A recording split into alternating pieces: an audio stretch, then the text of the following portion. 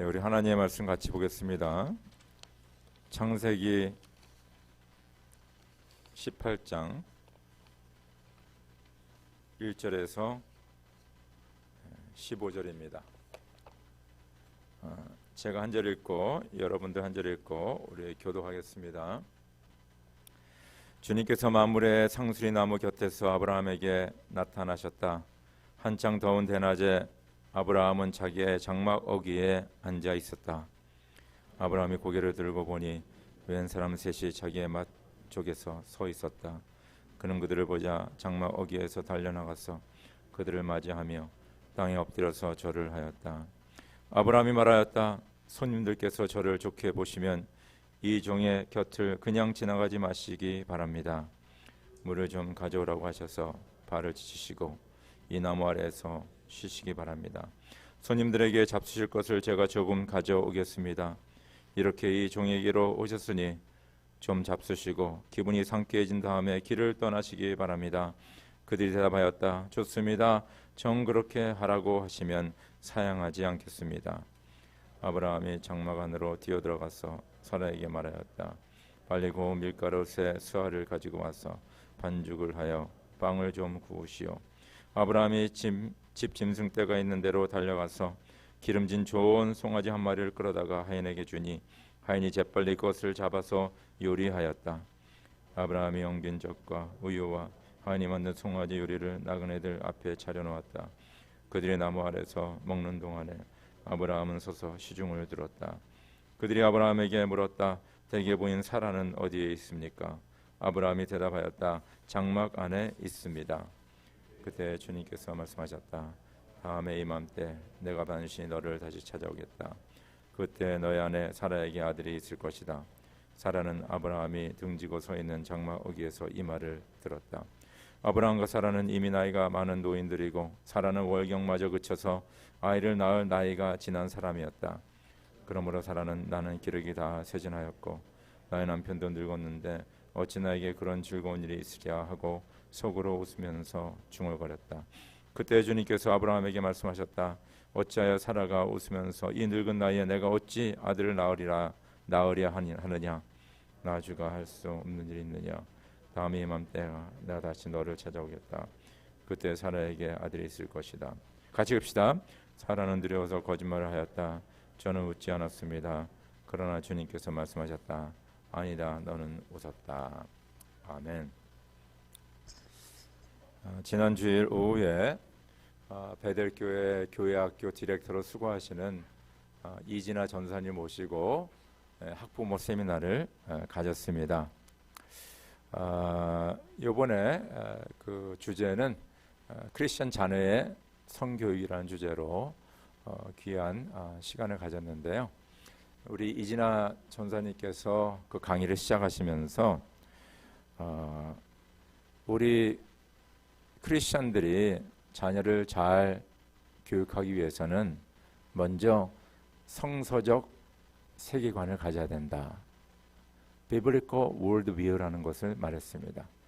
그래서 우리 자녀들에게 어려서부터 성서적 세계관을 심어주는 게 바로 자녀 교육의 시작이고 그것을 통하여서 우리 자녀들에게 성교육을 할 수 있다라고 말씀했습니다. 성서적 세계관이라는 것은 하나님의 말씀의 렌즈로 세상 모든 것을 바라보는 것입니다. 그렇죠? 그래서 하나님의 그 말씀이 중심이 되고, 그렇죠? 그 하나님의 말씀의 가치관을 따라 그 말씀에 순종하며 세상을 살아가는 것이 바로 성서적 세계관을 가지고 살아가는 것입니다. 이 세상에는 두 가지의 그 세계관이 있다고 합니다. 하나는 성서적 세계관, 또 하나는 세상적 세계관. 그렇죠? 성서적 세계관 제가 설명드렸으니까 세상적 세계관은 무엇이냐? 그것은 특별한 기준이 없습니다. 시대에 따라 좀 바뀔 수가 있고요. 또 문화에 따라도 바뀔 수 있습니다. 또 어떤 모임, 공동체에 따라서 그 세계관이 바뀔 수가 있습니다. 또 개인에 따라서 바뀔 수가 없습니다. 바뀔 수가 있습니다. 그래서 어떤 특별한 기준이 없는 거예요. 어느 시대나 어느 사회나 어느 문화나 어떤 공동체나 개개인에 따라서 그 세계관이 이렇게 왔다 갔다 합니다. 왔다 갔다 합니다. 가끔 이 프로 선수들이 이제 우승한 다음에 그 기자들이 인터뷰를 합니다. 뭐 축하한다 그러고 여러분 그 이 우승한 소감을 얘기하시오. 그러면 열이면 아홉 이렇게 얘기합니다. 내가 열심히 연습하고 희생하고 진짜 땀을 흘려서 내가 승리를 했습니다. I am proud of myself. 그런 말을 꼭 해요. 그래서 자기가 열심히 노력하고 그냥 수고하고 땀 흘려서 내가 우승을 하게 되는데 나는 내가 나 자신이 너무 자랑스럽습니다 라고 이야기를 합니다. 이야기를 이렇게 들으면 참 이 사람은 자존감이 넘치는구나. 자기가 열심히 해서 이렇게 노력해서 승리를 얻었으니까 이렇게 이해할 수도 있고 또 한편으로는 뭐냐 하면요, 이 사람은 상당히 자기 개인 중심이구나. 내가 열심히 했고 내가 노력했고 내가 땀 흘렸기 때문에 내가 이런 성과를 얻었다. 이것은 사실 성서적인 세계관에서 나온 발언이 아닙니다. 우리 주님을 믿고 하나님의 말씀을 붙잡는 자들은요, 하나님의 은혜로 내가 이 자리에 왔습니다.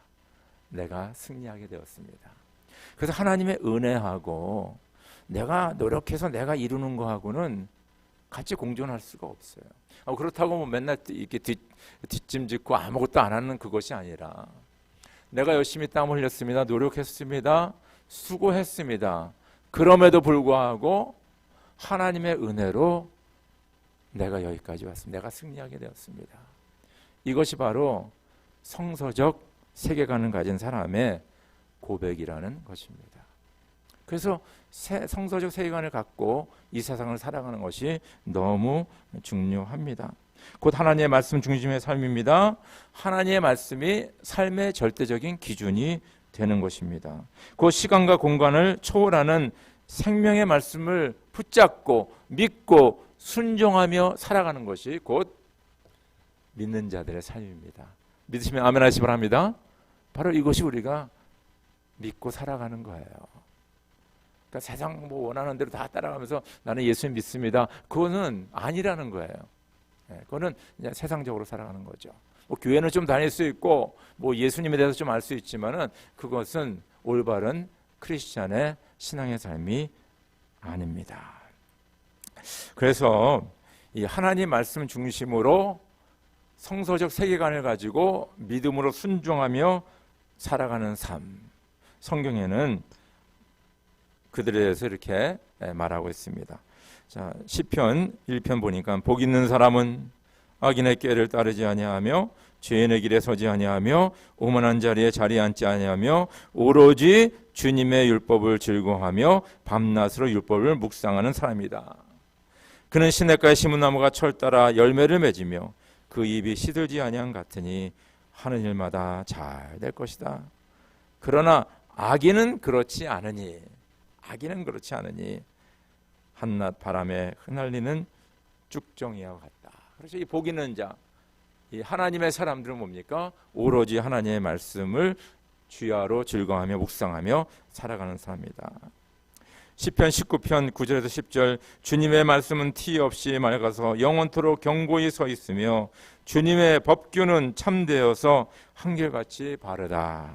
주님의 교훈은 금보다 순금보다 더 탐스럽고 꿀보다 송이꿀보다 더 달콤하다.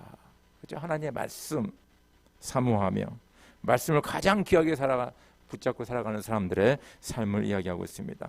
히브리서 4장 12절 하나님의 말씀은 살아있고 힘이 있어서 어떤 양날 칼보다도 더 날카롭습니다. 그래서 사람 속을 꿰뚫어 혼과 영을 갈라내고 관절과 골수를 갈라놓기까지 하며 마음에 품은 생각과 의도를 밝혀냅니다. 살아있는 생명이 있는 하나님의 말씀을 가지고 살아가는 것을 얘기합니다.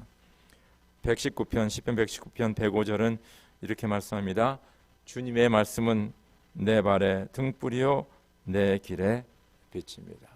그건 하나님의 말씀 중심으로 바로 성서적인 세계관을 가지고 믿음으로 순종하며 살아가는 자들, 바로 그 믿음의 삶에 대해서 말씀하고 있습니다. 그래서 하나님을 믿는 자는 하나님의 말씀을 읽고 공부하고 묵상하고 그리고 말씀대로 순종하며 살아가는 것이 바로 하나님의 사람들이 살아가는 믿음의 삶입니다.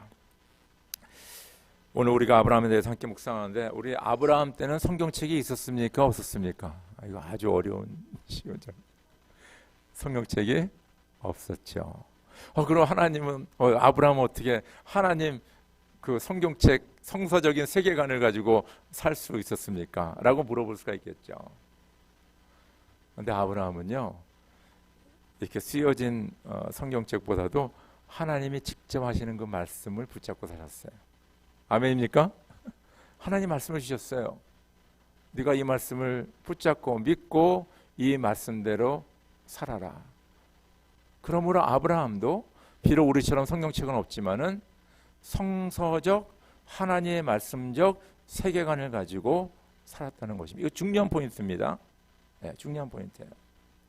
아브라함은 당시에 가나안에 살았습니다. 가나안은 가나안의 문화가 있습니다.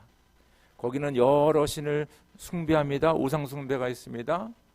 거기 신들은 뭡니까? 자기네 자녀들을 산 제물로 바치는 그런 행위를 행했습니다. 그리고 다신, 그리고 다산, 풍요, 그것을 믿으면서 살아가는 사람, 그 문화 속에 아브라함은 살았어요. 그럼에도 불구하고 아브라함은 그 가운데 하나님의 말씀 중심으로 말씀에 성서적 세계관을 가지고 믿음으로 순종하며 살았어요. 그러니까 그 가운데서 아브라함은 very outstanding person이었습니다. 참 특출한 사람이었습니다. 구별된 사람이었습니다. 여러분, 이 세상에 지금 현대사회에서 우리가 어떻게 크리스천을 구별할 수 있겠습니까? 성경 갖고 다니는 사람, 교회 왔다 갔다 하는 사람, 밖에 사람들이 보는 앞에서 기도하는 사람, 아니면 십자가 목걸이 걸고 다니는 사람, 그렇게 구별하겠습니까? 아니죠. 매일의 삶 속에서 이 시대와 이 문화와 이 세상이 추구하는 것에 다르게 살아가는 사람이 바로 크리스천들이에요, 사실은. 구별되이 살아가는 거죠. 구별돼. 그래서 구별됐다는 건 거룩하다는 거죠. 우리는 거룩한 백성이다. 세상과 구별된, 세상과 다른 삶을 살아가는 것이 바로 크리스천이라는 것입니다. 이런 구별된 삶을 사시기를 주의 이름으로 축원합니다. 꼭 연어가 뭡니까? 알을 낳기 위하여서 그 강물을 거슬러 올라가는 것 똑같아요. 세상의 물결은 계속 몰려오는데 쓰나미처럼 우리는 그 물결과 쓰나미를 뚫고 주님을 향하여서 나아가는 겁니다. 언어는 뭡니까? 분명히 그 목적지를 알아요. 이상하죠. 언어는 거기서 이제 아주 그냥 조그만 피시 때 이렇게 내려왔는데 어떻게 그곳을 알아요? 그래서 목적지를 압니다. 목적지. 그리고 자기 사명을 알죠. 내가 거기에 가서 알을 낳고 죽어야 된다. 그 사명을 가지고 계속 올라가는 거예요. 예. 우리에게도 뭡니까? 뚜렷한 삶의 목적이 있는 거예요. 그렇죠? 예. 그리고 우리가 가야 될 방향이 있습니다. 이것은 바로 성서적 세계관을 가진 사람들이 가질 수 있는 거예요. 그래서 이 세상에서 뭐라고 할지라도 우리는 연어와 같이 뭡니까? 굳건히 계속해서 그 길을 향해서 나아가는 것입니다. 아브라함이 그렇게 살았어요. 그 가나안의 땅에서, 가나안의 문화에서, 가나안의 종교, 가나안 사람들 가운데서 하나님의 말씀 중심으로 그 말씀을 믿고 순종하면서 살아간 것을 우리가 알 수 있습니다. 이건 하루 이틀에 된 것이 아니라, 이 아브라함이 하나님의 복을 받은 것은 하루 이틀에 된 것이 아니라 꾸준히 그렇게 살았기 때문에, 그런 삶을 살았기 때문에 복의 근원이 되는 하나님의 축복을 받게 됩니다. 오늘 말씀 보니까요, 그 자기 장막에서 쉬고 있는 아브라함에게 하나님께서 임재하십니다. 오늘 말씀 한번 같이 읽을까요? 시작. 주님께서 마므레 상수리 나무 곁에서 아브라함에게 나타나셨다. 한창 더운 대낮에 아브라함은 자기의 장막 어귀에 앉아 있었다. 또 읽을까요? 모세는 미디안 제사장인 그의 장인, 여러분들 그 주보였습니다. 이도의 양떼를 치는 목자가 되었다. 그가 양떼를 모고 광야를 지나서 하나님의 산 호렙으로 갔을 때 거기에서 주님의 천사가 떨기 가운데서 이는 불꽃으로 그에게 나타났다. 그가 보니 떨기에 불이 붙었는데도 그 떨기가 타서 없어지지 않았다. 모세는 이 놀라운 광경을 좀 더 자세히 보고 어째서 그 떨기가 불에 타지 않았는지를 알아보아야 하겠다고 생각하였다. 모세가 그것을 보려고 오는 것을 보시고 하나님이 떨기 가운데서 모세에게 모세야 모세야 하고 그를 부르셨다. 모세가 대답하였다. 예, 제가 여기에 있습니다. 하나님이 말씀하셨다. 이리로 가까이 오지 말아라. 네가 서 있는 곳은 거룩한 땅이니 너는 신을 벗어라. 그렇죠? 놀라운 사건은 뭐요? 성서적 세계관을 가지고 하나님의 말씀을 붙잡고 하나님의 말씀을 믿고 순종하며 살아가는 그 아브라함의 삶에 뭐요? 하나님이 임재하십니다. 하나님이 그에게 나타나시는 거예요. 어느 때? 한창 더운 때. 여기 한창 대낮에 더운 때라 그렇습니다. 그리고 아브라함이 뭐예요? 하나님의 약속의 말씀을 듣고, 그렇죠? 언약의 말씀을 듣고 자기 있는 곳을 떠나 이사했지 않습니까? 이곳으로 마물의 상수리 나무가 있는 그곳으로 이사한 그곳에 아브라함이 장막 어귀에 쉬고 있을 적에, 그렇죠? 하나님께서는 그에게 나타나셨다. 그래서 저는 이 말씀 묵상하면서 하나님은 뭐 우리가 기도할 적에 금식할 적에 뭐 수련회 가서 뭐 선교할 적에 그때도 우리에게 임재하시지만은 또 때로는 이렇게 평상시에, 그렇죠? 내가 이렇게 생활하는 그 가운데서 일상생활 속에서 하나님께서 우리에게 임재하시는구나. 참 중요한 걸 말씀하시고 있지 않습니까? 그러니까 우리가 하루에 세 끼 먹는 거, 나가서 일하는 것, 비즈니스 하는 것, 공부하는 것, 그 모든 삶이 우리의 신앙생활과 동떨어진 삶이 아니라 그 모든 우리의 삶 자체가 뭡니까? 하나님 안에서 우리가 신앙의 삶을 살아가는 것입니다. 그렇기 때문에 기도하나 금식하나 교회에서 예배드리나 아니면 직장에서 일을 하나 아니면 사업을 운영하나 학교에 가서 공부하나 그 가운데 하나님께서 뭡니까? 우리에게 임재하시는 거예요. 믿으시면 아멘 하시기 바랍니다. 바로 그때 임재하시는 거예요. 예. 우리는 임재하신 하나님, 그분 앞에 우리는 응답하는 것입니다. 그래서 우리가 신앙생활을 가만히 보면요, 내가 시작하는 것이 아니라 하나님이 먼저 시작하는 거예요. God initiates. 하나님 먼저 우리에게 다가오시고 우리의 마음의 문을 두드려 주시고 우리에게 나타나시고 우리에게 말씀하시고 그 가운데 우리는 응답하는 거예요. 대답하는 겁니다. You have to react. 하나님의 액션에 우리는 리액션을 해야 됩니다. 일상생활 속에서 임하시는 하나님. 그렇죠? 오늘 모세에 대해서 얘기했지만 모세가 양치고 있었잖아요. 양치고. 근데 그 호렙산, 그렇죠? 뭐 신의 산이라고 하기도 하죠. 그곳에 하나님께서 임재하셔서 뭡니까? 모세가 거기에 관심을 갖게 되고 그곳에 가보니까 뭐요? 하나님이 거기에 임재하신 거예요. 그곳에서 모세가 사명을 받게 되지 않습니까? 그냥 모세가 양치는데 하나님께서 그에게 나타나신 거예요. 전혀 생각하지 못한 시간에 나타나셨습니다. 아브라함 같은 경우도 보니까 대낮에 그냥 아마 그 장막 어귀에서 아마 졸았을 거예요. 그 팔레스타인이라든가 뭐 이렇게 더운 나라 가면요 꼭 낮 시간에 잠자는 시간이 있습니다. 뭐 스페니쉬로는 시에스타라고 그렇게 얘기하는데 아마 거기서 이렇게 아마 졸고 있지 않았을까 저는 그렇게 생각합니다. 그 가운데 하나님께서 그에게 임재하시는 겁니다. 저는 이 말씀을 읽으면서 어떻게 가능할까? 그냥 평상시 생활인데 그것은 뭐냐면 아브라함의 그 믿음의 삶. 저는 영어로는 disposition이라고 그렇게 얘기하고 싶어요. 자세, 그렇죠? 그 아브라함의 그 삶의 자세, 하나님을 믿고 경외하며 뭡니까? 하나님을 따르며 하나님을 순종하며 하나님에게 소망을 두고 믿음으로 살아가는 그 삶의 자세, 그 삶 내용 가운데서 하나님의 임재하심을 경험한다는 거예요. 그러니까 딴짓 하고 다니고 뭐 죄짓고 다니고 막 그러면요 하나님 임재 안 하세요. 아시겠죠? 막 나쁜 생각만 하고 다니고 뭐 누구를 어떻게 할까 뭐 이런 생각하는 사람에게 하나님은 임재 안 하십니다. 그러나 평상시에 하나님 앞에 나아가고 하나님 말씀을 붙잡고 순종하며 살아가는 자들에게 하나님은 임재하십니다. 우리 새벽기도 때 지금 욥기를 묵상하고 있는데요. 참 욥기 묵상하면서 제가 어저께 우리 토요일 날 우리 함께 예배드린 분들에게 이런 얘기를 했습니다. 욥의 그 신앙의 자세를 우리가 배워야 된다. 그 욥기를 쭉 읽어보면요, 지금 욥이 여러 가지 어려움을 당하고 있지 않습니까? 재산을 다 잃어버렸죠. 10자녀가 죽었죠. 아내는 뭡니까? 저주하고 도망갔죠. 갔죠. 그리고 자기 몸에는 뭡니까?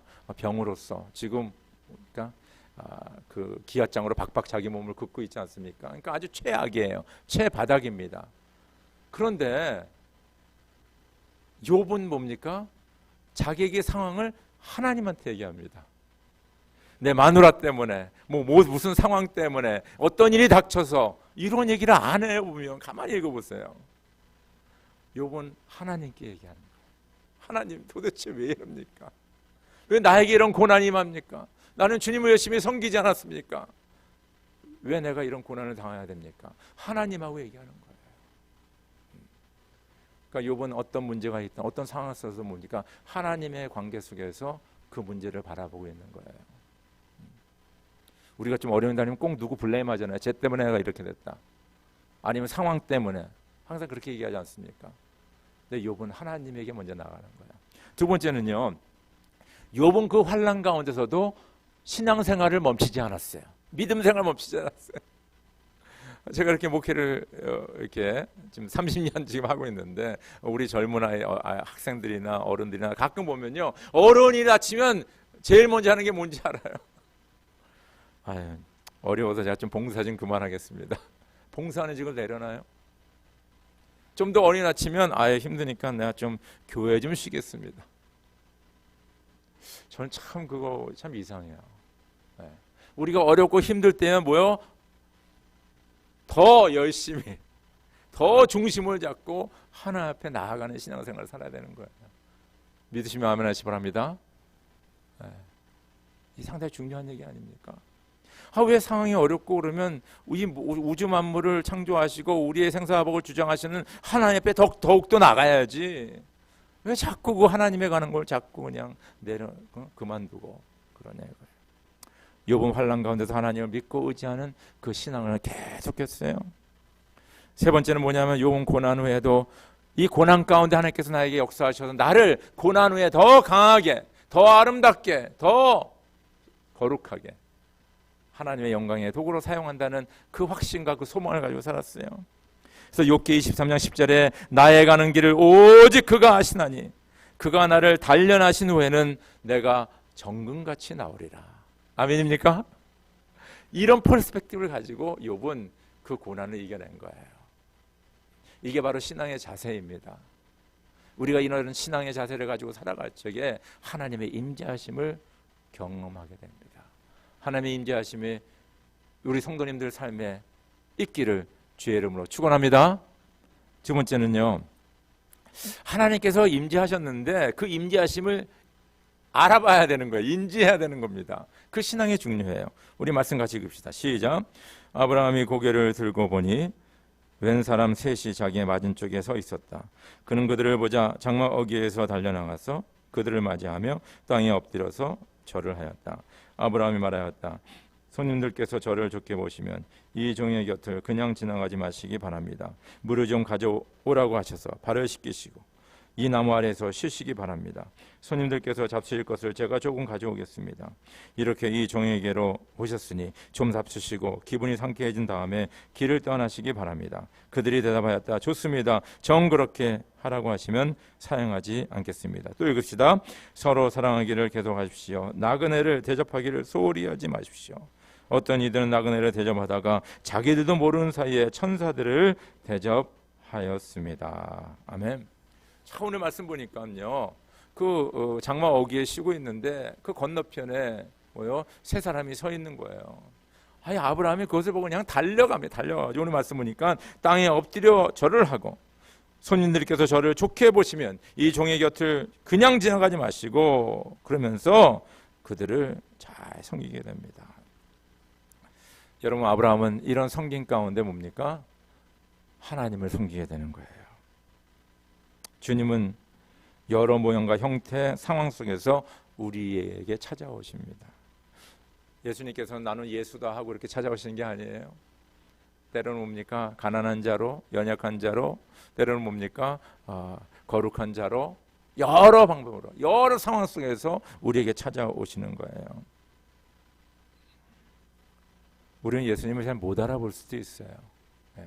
다 예수님을 알아보지 못합니다. 저도 못 알아볼 수가 있어요. 예수님께서 나를 찾아오셨는데.